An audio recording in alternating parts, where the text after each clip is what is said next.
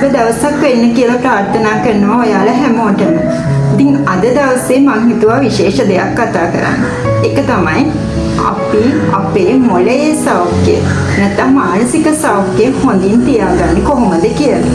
අවුරුදු 30ක් විතර වෙනකොට අපි හැමෝම හිතනවා අපේ විශ්‍රාම සැලසුම් ගැන. අපි විශ්‍රාම අරගෙන කොහොමද ජීවත් වෙන්නේ කියලා. නමුත් ඔයාලා හිතලා තියෙනවද අවුරුදු 60 70 වෙද්දි අපේ මොළයට මොන වගේ වෙයිද? ඒ මොළය ඒ වයසෙදිත් හොඳින් තියාගන්න නම් අපි දැම්මම කරන්න ඕනේ මොනවද කියලා. ඔයාලා දන්නවද ලෝකේ ගොඩාක් තීරණ ගන්න ගොඩාක් දෙනා නායකයෝ බොහොම දෙනෙක් වැඩිහිටිය උදවිය. ඉතින් එයාලා කොහොමද එච්චර හොඳ මානසික සෞඛ්‍යයක් මොළයක් තියාගත්තේ කියන එක තමයි ඔයාලත් එක්ක මම අද කරුණු 5ක් යටතේ කතා කරන්න බලාපොරොත්තු වෙන්නේ. මුලින්ම කියනවා මේ වීඩියෝ එක අගට වෙනකල් රැඳිලා ඉන්න ඔයත් ඒ වගේ දක්ෂ ජීනියස් මොළයක් තියෙන කෙනෙක් වෙන්න නම් වයසට යද්දි ඒ වගේම අමතක කරන්න එපා subscribe කරන්න. මේ වීඩියෝ එක බලලා මේක වටිනවා කියලා ඔයාලට හිතෙනවා නම් ඔයාලගේ පවුලේ අයත් එක්ක යාළුවොත් එක්ක share කරගන්න කටයුතු කරන්න. අමතක කරන්න නම් එපා කියලා. ඉතින් එහෙනම් අපි මුලින්ම කතා කරලා බලමු පළවෙනි දේ. ඔබේ මොළයටත් ආහාර අවශ්‍යයි. ඔබ ශරීරයට ආහාර ගන්නවා. දැන් කියයි මම ගොඩක් ශරීරයට ආහාර ගන්නවා. මම හොඳ නියුට්‍රිෂන් ගන්නවා කියලා. නමුත් ඔබ ශරීරයට ගන්න ආහාරත් මොළයට අවශ්‍ය ආහාරත් අතර වෙනසක් තියෙනවා. ඔයා වැඩිපුරම ගන්නේ ගොඩාක් වෙලාවට ප්‍රෝටීන් වැඩි ආහාර. මොකද ශරීරයේ ශක්තිය හොඳින් පවත්වා ගන්න ඕන නිසා. නමුත් මොළයට එයාගේ ශක්තිය, එයාගේ කටයුතු සඳහා අවශ්‍ය වෙන වැදගත්ම ආහාර කොටස් තියෙනවා. ඒ තමයි විශේෂයෙන්ම විටමින් D, ඔමේගා 3 සහ මැග්නීසියම්. මැග්නීසියම් විශේෂ කාර්යයක් කරනවා මොළයේ තියෙන ස්නායු සම්බන්ධතා පවත්වාගෙන යන්න. ඉතින් මේවා අඩු වෙනකොට ඔයාට දැනෙන්නේ කොහොමද? මේක ඔයාට මුලදී දැනෙන්නේවත් නැහැ. ඔයාට දැනෙන්නේ දවසේ වෙහෙස කර බවක්, එහෙම නැත්නම් අර එක දෙයකට අවධානය යොමු කරගන්න බැහැ. අපැහැදිලිතාවයක් හරියට මීදුමක් බැඳුනම දැනෙනවා වගේ. මීදුමක් අතරින් මොනවා හරි පේනවා වගේ. ඔයාට දෙයක් ක්ලියර් කරගන්න අමාරු තත්ත්වයක් මොලේ තියෙනවා. ඉතින් ඔයා හිතන්නේ මේක කාටවත් පොදු දෙයක්. මේක මේ ශරීරයේ හැමෝටම දැනෙන දෙයක්. මේක ස්ට්‍රෙස් එකට දැනෙන දෙයක් කියලා. නැහැ. ඒ ඔයාගේ මොළය ඔයාට සංඥාවක් දෙනවා. එයාට අත්‍යවශ්‍ය වෙන ආහාර වර්ග අඩුයි කියලා. ඉතින් මේ ඔමේගා 3, විටමින් D සහ මැග්නීසියම් තියෙන ආහාර මොනවද? ඔයාට මුලින්ම කියන්න තියෙන වෙනද වගේම කොළ පාට එළවලු, පළතුරු, කොළ වර්ග. විශේෂයෙන්ම නැචරල් විදියට. ඒ කියන්නේ මේ තම්බලා, ගලවලා එහෙම නැතුව ඔයාට අමුවෙන් කන්න පුළුවන් නම් ඒක ගොඩාක් හොඳයි. ඊළඟට ආයෙම කියන්න තියෙන්නේ ෆැට් වර්ග. ශරීරයට හිතකර ෆැට් වර්ග. මේවා තියෙනවා ඔයාලා දන්නවා පළතුරු වල අලිගැට පෙර වගේ පළතුරු වල තියෙනවා චීස්, බටර් මේ වගේ හැම දෙයකම තියෙනවා. ඉතින් මේකේ ශරීරයට අහිතකර නොවන ෆැට් එක තමයි ගන්න ඕනේ. ඒ වගේම හැම වෙලාවෙම අපි උපදෙස් දෙන ධාන්‍ය වර්ග මේවයි විශේෂයෙන්ම ඔමේගා 3 වගේ කොටස් අඩංගු වෙනවා මැග්නීසියම් එක්කම. මොකද බීජවල විශාල ප්‍රමාණයක් මේ දේවල් අඩංගු වෙනවා. ඉතින් ඔයාට ඔයාගේ වයසට යද්දි තරුණ මොළයක් තියාගන්න ඕන නම් ඔයාගේ මොළයට අවශ්‍ය ආහාර ටික ඔයා අද ඉඳලම උනන්දුවෙන් ගන්න පටන් ගන්න. ඔන්න පළවෙනි කාරණේ එහෙනම් එතනින් මම ඉවර කරනවා. ඊළඟට බලමු අපි දෙවෙනි කාරණේ මොකක්ද කියලා. මොළය ගැන කතා කරද්දී ඔයාට කියන්න තියෙන දෙවෙනි කාරණේ තමයි ඔයාගේ මොළය හැදිලා තියෙන්නේ මේ වගේ ගොඩාක් වැඩ කරන්න නෙවෙයි. සරලව සාමාන්‍ය ජීවිතයක සාමාන්‍ය වැඩ ටිකක් කරගන්න. මොකද අපි මේ තරම් සංකීර්ණ සමාජයක නෙවෙයි පරිණාමය වුනේ. ඉතින් ඒක නිසා එයාට අර ඔයාලා කරන මල්ටිටාස්කින් වැඩ, ඕවර්ලෝඩින් වැඩ, එක වැඩක් කරන ගමන් තව වැඩක් කරන එක, තව තීරණයක් ගන්න එක, ඒ වගේම ගෙදර වැඩ, ඔෆිස් එකේ වැඩ, යාළුවන්ගේ වැඩ, සමාජ වැඩ, තමන්ගේ පර්සනල් වැඩ, මෙහෙම වැඩ ගොඩකට එක දිගට එකම වෙහෙසක් විවේකයක් නැතුව එකම විදියට වෙහෙස වෙද්දි ඔයාගේ මොළයට ලොකු ඕවර්ලෝඩ් එක. ඔයා හිතන්න ඔයා වතුර වීදුරුවක් අතට අරගෙන ඔයාට කොච්චර වෙලාද ඒක තියාගෙන ඉන්න පුළුවන්. මුලදී ඔයාට ඒක දැනෙයි. කිසිම අපහසුාවක් නැති දෙයක් කියලා. නමුත් ඔයාව තියාගෙන ඉන්න කාලය වැඩි වෙන්න ලොකු බරක් විදියට ඒක දැනෙන්න ගන්නවා. ඔයාට ඒක උස්සගෙන ඉන්න අපහසුාවක් දැනෙන්න ගන්නවා. ඉතින් ඔයාගේ මොළයත් ඒ වගේ. ඒ වගේ වෙලාවට ඔයාට දැනෙන්නේ කොහොමද? මං කලින් කිව්වා වගේ.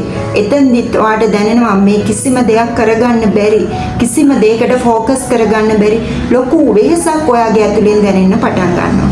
ඉතින් මේක අපි කියනවා cognitive overload එකක්. කියන්නේ විඥානයේ අධික බරක් වෙහසක් දැනෙන එකක් තමයි සිද්ධ වෙන්නේ. ඉතින් මේකෙන් අපිට වෙන්නේ මොකද්ද? මේ විදිහට අපි දිගටම වුණොත් අපේ මනස අපේ මොළය හිතනවා මෙයාට ගොඩක් අපහසුතාවයක ඉන්නේ කියලා. එයා අපිව ආරක්ෂා කිරීමේ මෝඩ් එකට දාන්න හදනවා. ඉතින් එතෙන්දී අපිට විශාල හානියක් වෙනවා. අපේ ශාරීරිකව මෙන්ම මානසිකව අපි අධික ආතතියට එතෙන්දිත් ලක් වෙනවා. ඉතින් මේක වළක්ව ගන්න අපි මොකද්ද කරන්න ඕනේ? ඊටම සරල දේවල් ටිකක් තමයි ඔයාට කරන්න තියෙන්නේ. මොකද්ද? ඔයා ස්ක්‍රීන් එකේ ඉන්න ටයිම් එක අඩු කරන්න. ස්ක්‍රීන් එක, ෆෝන් එක, ලැප් එක, ඩෙස්ක්ටොප් එක මේකේ කාලය අඩු කරලා ඔයාට ඈතින් පේන ලස්සන දර්ශනයක් දිහා බලන්න. බලලා ඒක දිහා බලාගෙන වෙන වැඩක් හිතනව නෙවෙයි. ඒක දිහා බලාගෙන ඒකට අවධානය යොමු කරලා ඒ ලස්සන විඳින්න. ෆෝන් එක ගෙදර තියලා, ෆෝන් එක ඔෆිස් එකේ තියලා, එහෙම නැත්නම් ලොකර් එකේ ලොක් කරලා තියලා. නැත්නම් ඒක නැති වෙයි කියලා බයයිනේ. විනාඩි 10ක් 15ක් එළියට ගිහිල්ලා ඇවිදලා එන්න. ඔයාගේ මොළයට හුස්ම ගන්න ඉඩ දෙන්න. අපි කියන්නේ මට වැඩ ගොඩක් තියෙනවා මට පොඩ්ඩක් හුස්ම ගන්න ඉඩ දෙන්න කියලා. ඔබට ශාරීරිකව දැනෙන ඒ අපහසුවම ඔබේ මොළයටත් දැනෙනවා. එහෙනම් ඔබේ මොළයට පොඩ්ඩක් හුස්ම ගන්න ඉඩ දෙන්න. පොඩ්ඩක් මොළයට යන අනුකම්පා කරන්න. මොකද නැත්තම් එයා එක දිගටම වැඩ කරලා යට වැඩ කිරීමේ අපහසුවක් ඇති වෙන්න පටන් ගන්නවා. ඉතින් ඔන්න දෙවෙනි කාරණේ මම ඔයාලට කිව්වා මොළය හැදිලා තියෙන්නේ මෙච්චර ගොඩක් ඕවර්ලෝඩ් එකක් එක දිගට කරගෙන යන්න නෙවෙයි. ඒක නිසා අපි එයාට හුස්ම ගන්න ඉඩ දෙන්න ඕනේ. එතකොට එයාට ආපහු රීවය වෙලා රීසෙට් වෙලා අලුතෙන් වැඩ කරන්න පුළුවන් වෙනවා. තුන්වෙනි වැදගත් කාරණය තමයි ඔයාගේ හෝමෝන් ප්‍රමාණය වයසත් එක්ක වෙනස් වෙන්න පටන් ගන්නවා. ඒක ඔයාගේ මොළයට දැනෙන්න පටන් ගන්නවා. අනිවාර්යයෙන්ම හෝමෝන වල වෙන වෙනස්කම් මොළයට දැනෙනවා. මොනවාද මේ හෝමෝන? විශේෂයෙන්ම ඊස්ට්‍රජන්, ප්‍රොජෙස්ටෙරෝන් සහ ටෙස්ටොස්ටෙරෝන් හෝමෝන. ඉතින් එහෙම වෙනකොට ඒක ඔයාට දැනෙන්නේ කොහොමද? ඔයාට දැනෙනවා වෙනද කවදාවත් නැති තරම් නිකන් ඇඟට මොළයට ලොකු ශක්තිය නැතිකම, දුර්වලකම, ලෝ මූඩ් එකක්. අපි කියන්නේ මට අද දවස හරි ලෝ මූඩ් කියලා. අන්න ඒ වගේ ලෝ මූඩ් එකක් එක දිගටම දැනෙන්න පටන් ගන්නවා. ඒ වගේම ඔයාට කවදාවත් අමතක නොවන සාමාන්‍ය එදිනෙදා දේවල් අමතක වෙන්න පටන් ගන්නවා. විශාල වෙහෙසක් දැනෙන්න ගන්නවා. අර තියෙන එනර්ජටික් ගතිය අඩු වෙලා දැනෙන්න ගන්නවා. ඉතින් මෙන්න මේ වගේ වෙන එක තමයි අපිට දකින්න ලැබෙන්නේ. ඉතින් මේකෙන් ගැලවෙන්න අපි මොකද කරන්නේ? මේක ගොඩක් අය කරන දෙයක්. විශේෂයෙන්ම පිරිමි ළමයි. මොකද්ද මේ? ස්ට්‍රෙන්ත් එක, මසල් ස්ට්‍රෙන්ත් එක වැඩි කරන ව්‍යායාම කරන එක. ඒක ගැහැණු පිරිමි දෙගොල්ලන්ටම ભેදයක් නැහැ. කරන්න පුළුවන්. මේ ශරීරයේ මසල් ටික ස්ට්‍රෙන්ත් වෙනකොට අපේ ශරීරයේ හෝමෝන් බැලන්ස් එක හරියන්න පටන් ගන්නවා. අර ඉම්පෙයර්ඩ් වෙන වෙනස් වෙගෙන යන හෝමෝන් බැලන්ස් එක ආයෙම නෝමල් වෙන්න පටන් ගන්නවා යම් තාක් දුරට. මොකද වයසත් එක්ක සිදුවෙන වෙනස්කම් තමයි ශරීරයේ ගොඩාක් දුරට මේ හෝමෝන් වෙනස් වෙන එක. ඉතින් අපි තරුණ විදියට ඉන්න නම් අපේ මොළය තරුණ කරගන්න නම් අපිට සිද්ධ වෙනවා ඒ වෙනුවෙන් පොඩි කැපකිරීමක් කරන්න. ඉතින් ඔයාට පුළුවන් ඔයාගේ ශාරීරික ව්‍යායාම විශේෂයෙන්ම බර උස්සලන ව්‍යායාම මගින් ශක්තිය වැඩි කරගන්න පේශිවල. මේ පේශි ශක්තිය වැඩි වෙනවත් එක්කම ඔයාගේ හෝමෝන් බැලන්ස් එක හරියන්න පටන් ගන්නවා. එතකොට මොළයට එයාට අවශ්‍ය හෝමෝන ප්‍රමාණය ලැබෙද්දී එයා සංසුන් වෙලා වෙනදා වගේම එනර්ජටික් ගතියකින් ඔයාට වැඩ කරන්න උදව් කරනවා. ඉතින් ඔන්න තුන්වෙනි කාරණය තමයි ඒ. හතරවෙනි කාරණය තමයි ඔයාගේ මනස ෆිට නැත්තම් වෙන කිසිම දෙයකින් වැඩක් නැහැ කියන එක.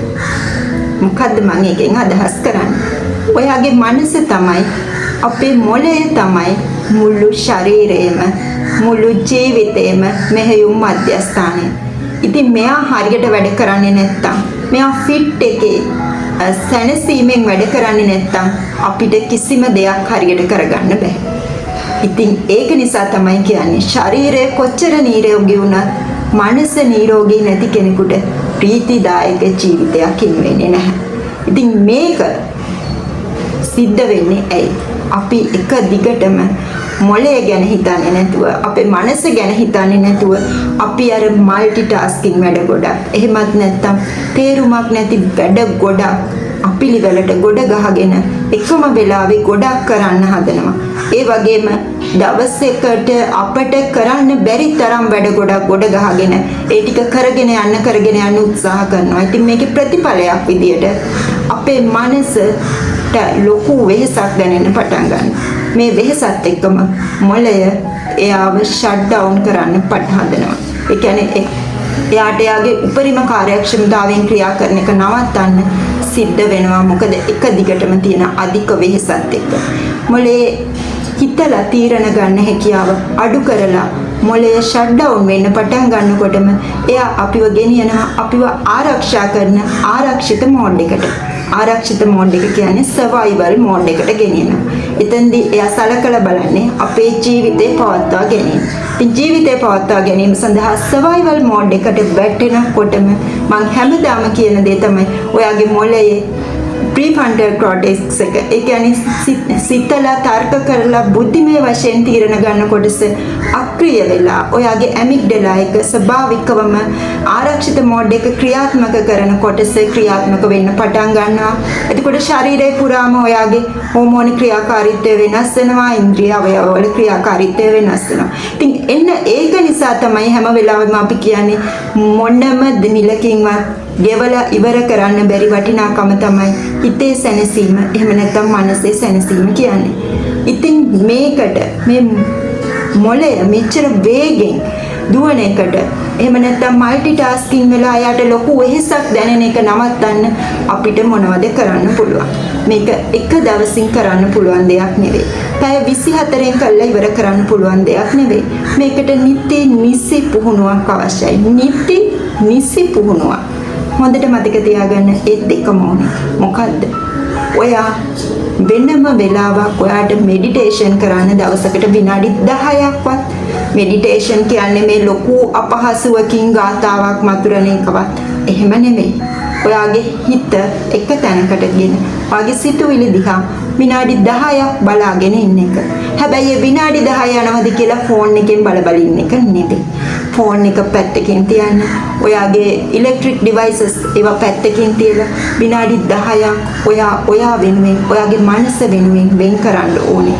ඒ වගේම ඒ විනාඩි 10 දවසේ નિયમિત වේලාවක දිගටම ප්‍රැක්ටිස් කරන්න ඕනේ. මොනම හේතුවක් නිසාවත් ඒ විනාඩි 10 වෙන දෙයකට පාවිච්චි කිරීමෙන් වළකින්න ඕනේ. මේක දිනපතා පුරුදු කරන්න ඕනේ. මෙතනදී ඔයාලට පුළුවන් මේ ඇරෙන්න තව බ්‍රීතින් එක්සර්සයිස් කරන්න. ඔයාලට බ්‍රීතින් එක්සර්සයිසස් මම කලින් දවසක මතක් කරලා දුන්නා. බ්‍රීතින් එක්සර්සයිස් කරන්න පුළුවන්, මෙඩිටේෂන් කරන්න පුළුවන්, ඇවිදින්න පුළුවන්. මේ හැම වෙලාවෙදීම ඔයාගේ මනස ස්ලෝ ඩවුන් වෙනවා. එතකොට එයා අර අධික වේගකින් හරියට අර ඔයා ලැප් එකේ ටැබ්ස් ගොඩක් ඕපන් කරගන්නේ. ටැබ්ස් ගොඩක් ඕපන් කරගෙන එක ටැබ් එකේ එක වැඩ කරන්නේ. ඒ වගේ ඔයාගේ මොළේ ඔයා වැඩ ගොඩක් කරද්දි ටැබ්ස් ගොඩක් ඕපන් වෙලා තියෙනවා. ඉතින් මේ ටැබ්ස් ගොඩක් ඕපන් වෙලා තියෙද්දි හැම වෙලාවෙම අර හැම ටැබ් එකටම ඕපන් වෙලා තියෙන හැම ටාස්ක් එකටම මොළේ අවධානය යොමු වීම නිසා එයාගේ විශාල ශක්ති හානියක් සහ මේ එකිනෙක අතර තියෙන සම්බන්ධතාව වෙනස් කර තප්පරෙන් තප්පරයට ගෙනියන්න යාම නිසා තමයි මේ අධික වෙහෙසත් එක්ක කලබලකාරී ගතියත් ස්ට්‍රෙස් එකක් ඇති වෙන්නේ. ඔයා මෙඩිටේට් කරනකොට ඔයා බ්‍රීතින් එක්සර්සයිස් කරනකොට ඔයා ඇවිදිනකොට ඒ ගතිය ඔයාගෙන් අයින් වෙනවා. මොකද එයා අර ටැබ්ස් ටික ෂට් ඩවුන් කරනවා, ඔයාව ස්ලෝ කරනවා, ඔයාව රීසෙට් කරනවා.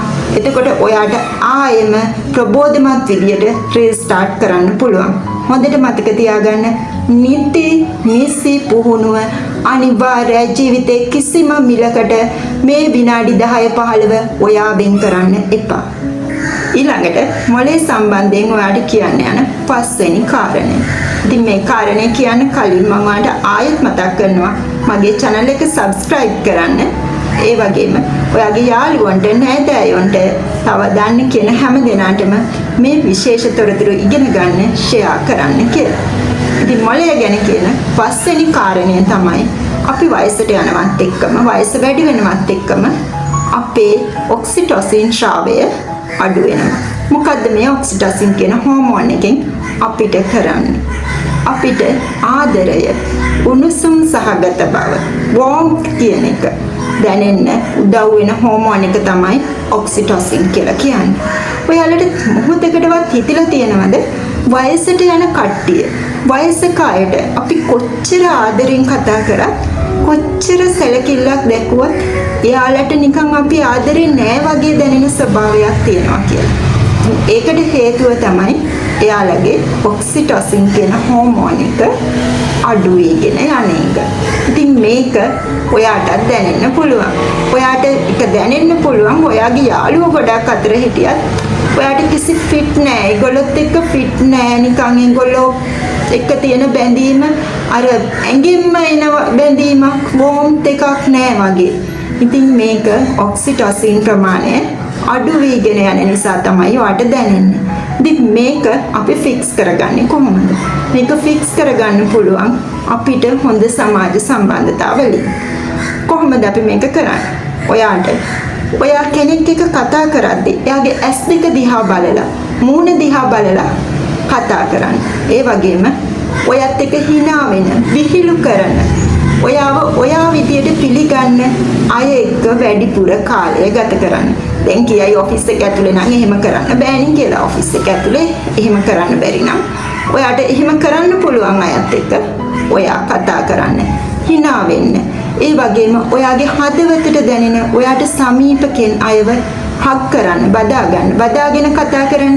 කවුරු හරි අපි බලන්න ලොකු පීඩනයකින් ඉඳලා ලොකු ප්‍රශ්නයක ඉඳලා ගිහිල්ලා අපිට සමීප කෙනෙකුට ඒ ප්‍රශ්නේ කියද්දි ගොඩාක් වෙලාවට එයා කරන්නේ අපිව බදාගෙන පොඩ්ඩක් පිටට තට්ටු කරනවා.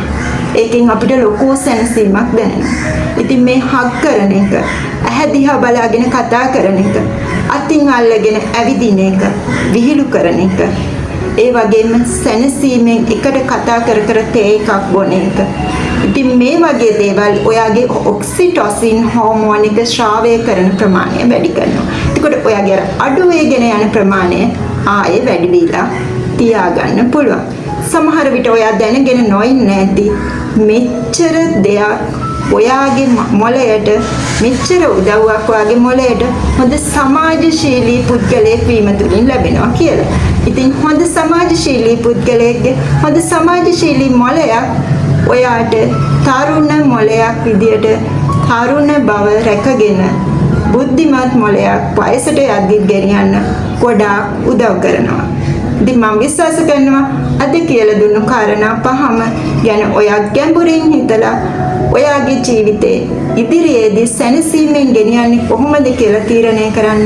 ඔයාගේ මොළයට අද ඉඳන් උවමනාවෙන්ම සලකන්න ඔයා උනන්දු වෙයි කියලා.